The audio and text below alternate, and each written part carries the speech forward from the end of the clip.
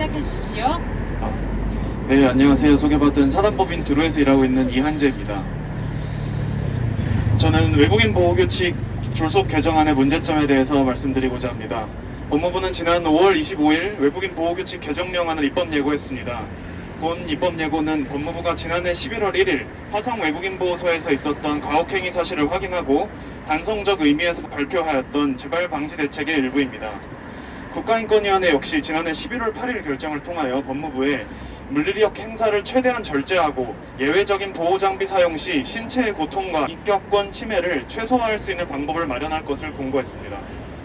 본 시행령안은 이러한 법무부의 과오에 대한 반성적인 계기로 만들어진 것임에도 불구하고 그 내용은 법률에 근거 없이 전신 결박 장비를 대거 도입하는 등 기만적인 것들로 채워져 있습니다. 그러한 내용적인 문제점에 관해서 뒤에서 더 말씀해 주실 예정이고, 저는 이 자리에서 절차적, 법체계적인 문제점에 대해서만 간단히 말씀드리려고 합니다. 먼저 우리 헌법은 제37조 제2항에서 자유와 권리에 대한 제한은 반드시 법률로서 하도록 정하고 있습니다. 보호장비 사용과 같이 신체의 자유를 직접적으로 제한하는 내용에 관하여는 반드시 법률의 형식으로 하여야 합니다. 특히 그 핵심적인 내용, 이를테면 보호장비의 종류와 그 각각의 요건에 관한 내용은 최소한 법률에 규정되어야 합니다. 이번 개정령안의 법체계적인 모순을 그대로 보여주는 것이 바로 포승 폐지의 내용입니다. 국회에서 제정한 법률인 출입국관리법에 외국인 보호소에서 사용할 수 있는 보호장비의 종류로 포승을 명시하고 있습니다. 그럼에도 불구하고 법무부는 이번 개정령에서 포승을 폐지한다고 밝혔습니다.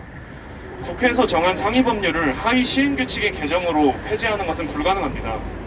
보호장비의 종류와 그 요건의 핵심 사항에 대해서는 최소한 법률에 언급되어 있어야 하고, 그러한 범위 내에서 하위 시행규칙에서 구체적인 내용을 정하는 것입니다.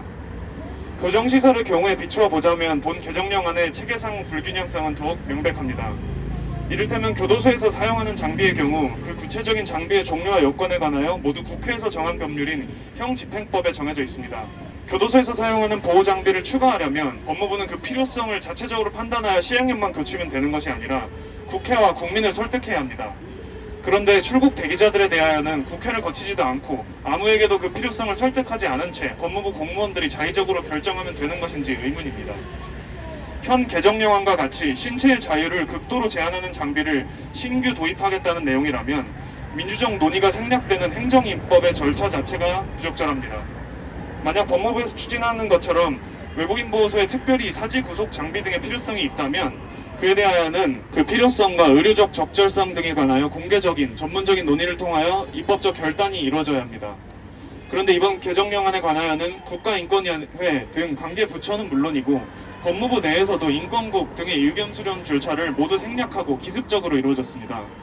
본 개정령안은 국회와 국민에 대한 설득은 물론이고 관련 부처, 심지어는 법무부 스스로에 대한 내부 설득 과정조차 거치지 않은 것입니다.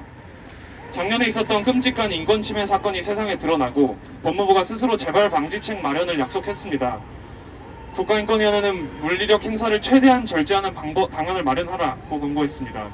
이러한 맥락 속에서 추진되는 외국인 보호규칙 개정은 존재하는 법률의 틀 안에서 물리력 행사를 최대한 자제할 수 있는 구체적 방안에 대한 고민으로 채워져야 합니다.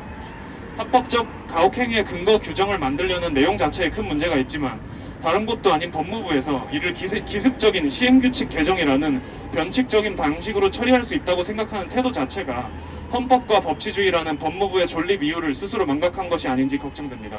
이상입니다. 감사합니다. 네.